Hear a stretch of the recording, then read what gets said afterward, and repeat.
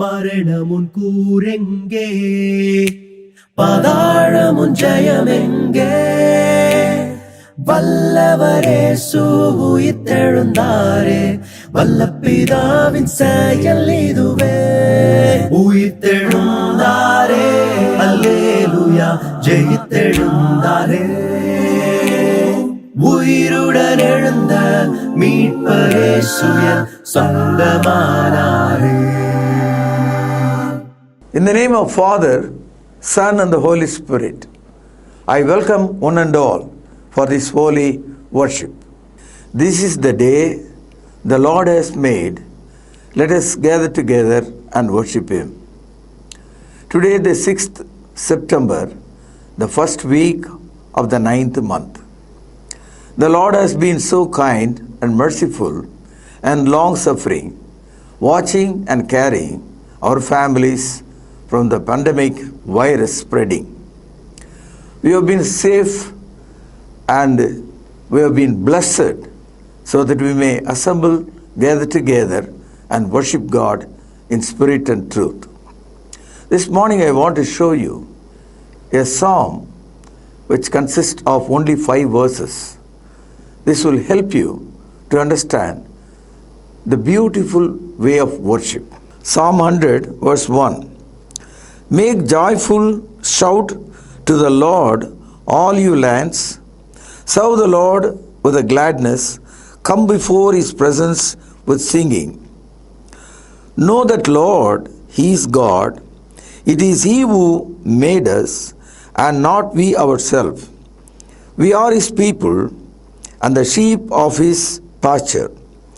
Enter unto His gates with thanksgiving, and into the courts with a praise and thankful to Him, and bless His name.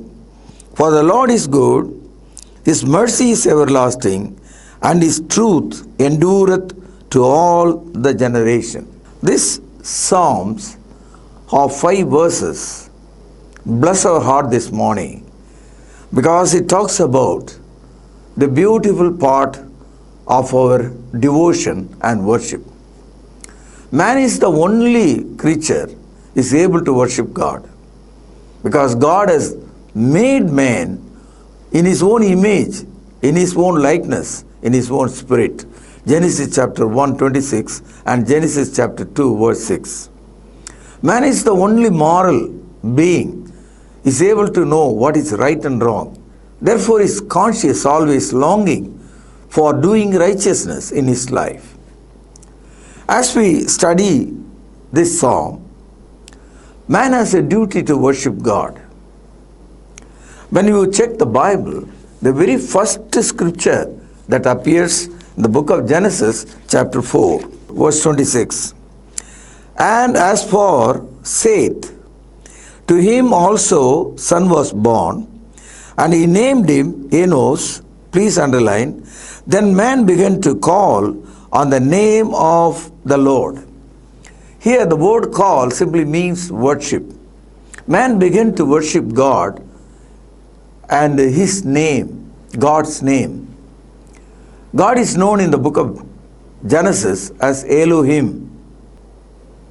Therefore, from Adam to all mankind, they began to worship God's name. Do you know the name of God?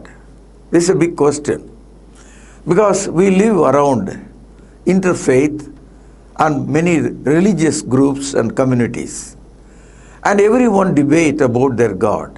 But the Bible talk about one God and the Lord alone. And the Bible theme is we must worship Him. God expects that man must come and worship Him. You cannot worship as you like. God says that how you need to worship Him.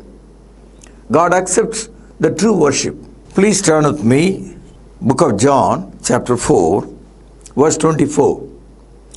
God is spirit, and those who worship Him must worship in spirit and truth. Did you notice that word, spirit and truth? People worship anything they want, according to their imagination. They enter into every kind of idolatry. But God expects that we must worship Him in spirit and truth. Matthew chapter 4, verse 10. Then Jesus said to him, "Away with you, Satan, for it is written, you shall worship the Lord your God, and Him only you shall serve." When Satan tried to debate with Christ, and he wanted to tell Christ that he should fall and worship Him, but Jesus said, you must worship God only. Him only we need to serve. Therefore, you cannot take a choice to worship God. The whole Bible talks about God and His worship. And God's people, they always worship God. Please turn with me to book of 1 Corinthians chapter 1. Here you notice something very important. The people who worship God in spirit and truth, they are called church. That's the reason we are gathered together every Sunday as a church to worship God. 1 Corinthians chapter 1 verse 2. To the church of God which is at Corinth. Therefore, church can be anywhere on the face of the earth. To the church of God which is at Corinth, to those who are sanctified in Christ Jesus, called to be saints, with all who in every place call on the name of Jesus Christ, our Lord, both theirs and ours. Here, worship belongs to God, people belong to God, people can worship God anywhere on the face of the earth. They are sanctified and they are called to be saints. Therefore, not everyone can worship God. Unless and otherwise, you repent of your sin, and God may wash your sin in the baptism, then you are called to be a saint. As a saint, holy people of God, you can worship Him. So 1 Corinthians chapter 1 verse 2 clearly says, the worshipper of the living God is a sanctified person, called to be holy. The holy people of God around the world, anywhere they can worship Him. Because God says, heaven is His throne, earth is His footstool. So you can worship God anywhere as you like, but you need to follow the scripture and guidelines how to worship Him. Please turn with me to book of 1 Kings chapter 18 and verse 21. And Elijah came to all the people and said, how long will you flatter between two opinions? If the Lord is God, follow Him. If Baal, follow him. But the people answered him not a word. This was so happened before Christ about 1,000 years ago. There was a great prophet. His name was Elijah. And Elijah was asking the children of Israel, you worship God, or you choose to worship Baal, which is the Satan. But the people said, no answer at all. So they are double-minded. James chapter 1 verse 8 says, double-minded man, unstable in all his ways. Here is the people.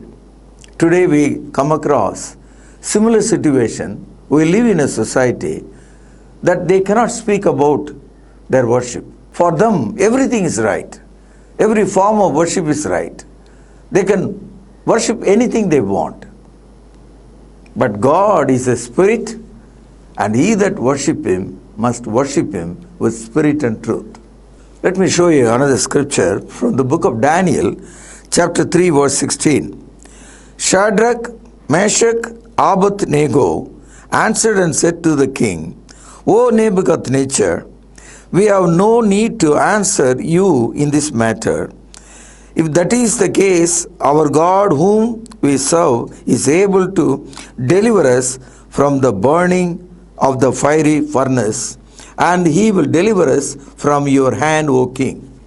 This is an historical statement. 3 young men of faithful people of the children of Judah when they faced a consequence that the king wanted to throw them into the burning fire, they said to the king, "We will not worship the golden image which was erected by Nebuchadnezzar." And they said before the king, the God whom they serve is able to deliver them. Even if he is not delivered, they don't care about it. They put their faith in such a way, they don't care about life or death. It's not a matter for them. So worship must be so strong and so convicted in their heart. They need to have a so mighty conviction in their heart that they must worship God. Sometimes the king may oppose you, the nation may oppose you, the laws may oppose you, even the community may oppose you, but you need to stand faithful on God. And you need to be able to say that we will worship God whom He will deliver us. Let me read from the book of Romans, chapter 1, verse 23. "And change the glory of the incorruptible God into the image made like corrupted men, birds, and four-footed animals, and creeping things." There are two things you need to think about carefully. God cannot be corrupted. Man is a corrupted one. God is immortal. Man is mortal. God is eternal. Man is temporary. Here we see man wanted to change God's eternal glory to a corruptible thing. Man began to worship God in the form of man, in the form of a bird, four-footed animal, and creeping creatures. This is how man wanted to change God's eternal truth. Romans chapter 1 verse 25.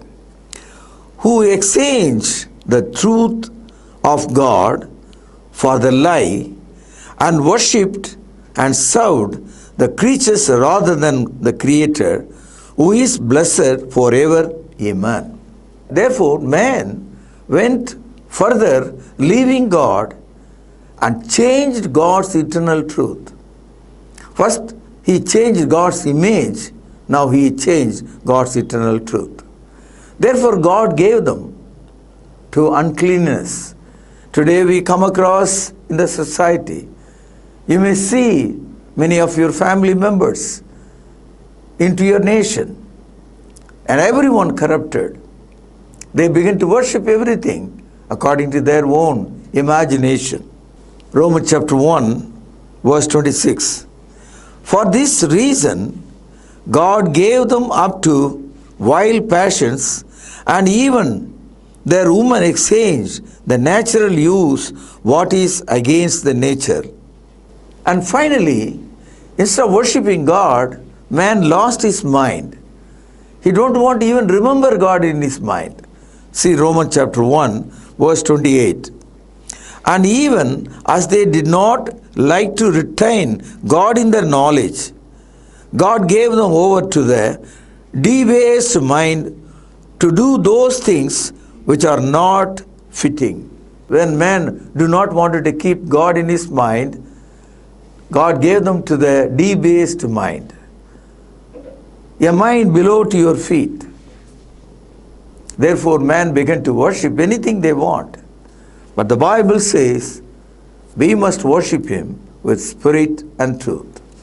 When man changed God's glory, God's truth, and God's creation into his heart, he is out of fear of death. Therefore, he look at the sky, he look at the air, he look at the rain, he look at the fire, and he look at everything, the atmosphere, and he began to worship everything that he wants.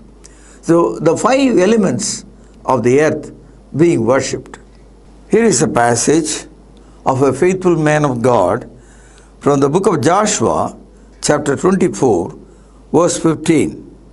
The last line, "But as for me and my house, we will serve the Lord our God." Joshua made a strong statement before his death to all those children of Israel who received Canaan as a blessing and inherited everything there. And before Joshua was returned to the dust, he said before the children of Israel, "As for me and my family, we will serve the Lord our God only." Because the children of Israel, they have been attracted in their mind, looking around in the neighborhood, around the nations. They wanted to follow Baal. They wanted to follow every corrupt worship. They want to follow everything what man is thinking in his heart. Man cannot worship God as he thinks. The Bible's central theme is worshiping God. We need to worship God in spirit and truth. Please turn with me to Psalm 96, verse 9. "Oh, worship the Lord in the beauty of holiness, tremble before him, all the earth." What a beautiful statement. Worship the Lord with the beauty of his holiness. God is holy. Therefore, worship him with a tremble and humble before him. Let us go back to Psalm 100, verse 3. "Know the Lord is God. It is he who made us, and not we are ourselves. We are his people and the sheep of his pasture." Here is a beautiful description. All men in the sight of God like sheep. And God is our shepherd. That's the reason Jesus said, "I am the good shepherd." Therefore, we are the sheep of his fold. Let us acknowledge God in our heart. He is the creator. We are not created ourselves. We are not evolved from anything that God created us. Now, a worshipper must enter into the worship. Psalm 100, verse 4. "Enter into his gate with thanksgiving, and into his courts with praise, and thankful to him, and bless his name." Now see verse 5. "For the Lord is good, his mercy is everlasting, and the truth endureth to all the generation."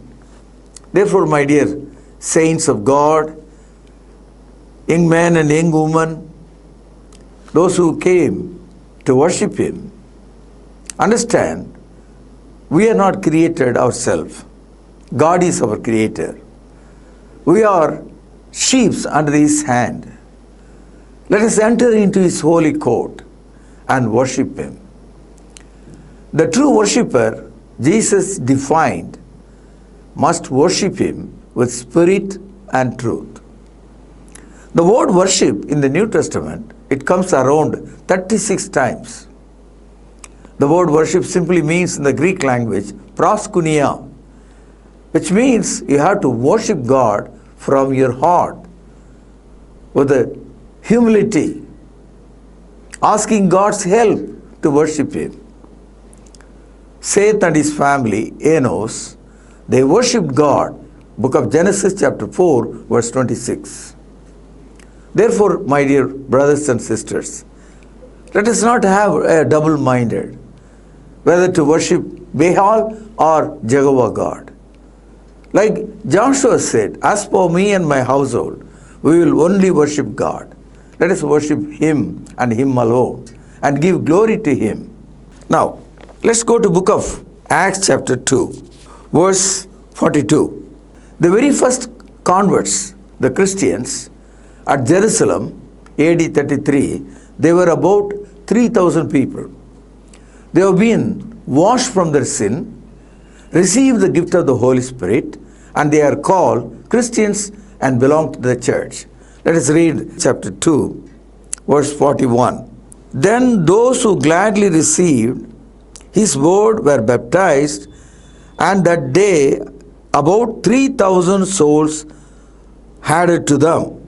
Now, these 3,000 people worshipped God in a different, also one has to notice carefully all the things, how they begin to worship God.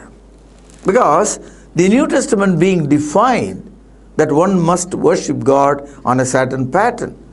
You cannot take your own ideas and imaginations and idolatries to worship God. First of all, a Christian is a holy person, sanctified. You can worship God anywhere on the earth, of course, but you need to worship Him in spirit and truth. Let us read Acts chapter 2, verse 42. And they continued steadfastly in the apostles' doctrine. Doctrine means teaching. Teaching means preaching. On Sundays, you are listening the preaching. Preachings are basically the teachings of Jesus Christ, which is called doctrine. The word doctrine simply means we have to limit ourselves on the very commandments of Jesus Christ and His teaching. So, apostles' teachings are called doctrines. Now, the early Christian, they were listening God's word, and also they were breaking bread. That's very important on Sunday. When you break the bread, you are breaking the body of Christ. When you drink the wine, you are drinking and remembering the shed blood of Jesus Christ. So, the breaking bread is one of the important things on every Sunday worship. And in prayers. So, in verse 42, you can see three things. They were continued in the teachings. Number two, they were continued in breaking bread. Number three, they were continued in prayer in Jesus' holy name. These three things. Two more things they have done. Verse 45. And sold their possessions and goods, and divided them among all, and anyone had needed. Which is, they were giving offering in the church. You know, when you give the offerings in the church, it has been divided to the poor and needy. So giving is a part of worship. And finally, chapter 2, verse 47, praising God. They were singing. So in chapter 2, book of Acts, we can understand the early Christians, they had a worship having some 5 parts in it. One is they had the teaching, they had the breaking of bread, they were praying, they were giving, and above all, they were singing praises unto God. So these 5 parts are the characters of the worship. As you go through the entire New Testament, in the book of Acts, you will see every time when Christians are assembled together and worship Him, they had these 5 things as 5 parts of the worship. That's the reason we read in the book of 1 Corinthians chapter 1 verse 2, we need to worship God anywhere. But we need to worship God with spirit and truth. May the Lord give you an encouragement, understanding the word of truth. May not you worship in vain or in the traditions of men, but worship God in spirit and truth by listening the doctrines of Christ, by observing Lord's Supper, lifting up prayers in Jesus' name, giving the best offering unto the Lord, and sing melody in your heart, and give you strength as you leave this congregation. May God bless you all. Let us have a word of prayer. Holy and righteous Father who art in heaven, we come before your court with thanksgiving and singing and making melody into your holy name. It's a beautiful day, Lord. We rejoice in this worship. You are worthy to worship. You are so kind in our life. Thank you, Father, your care and protection in the spreading of the virus pandemic, saving our families, saving our nation, saving your people around the world. Please accept our prayer and worship into your holy name. And I pray all these things in Jesus' matchless name. Amen.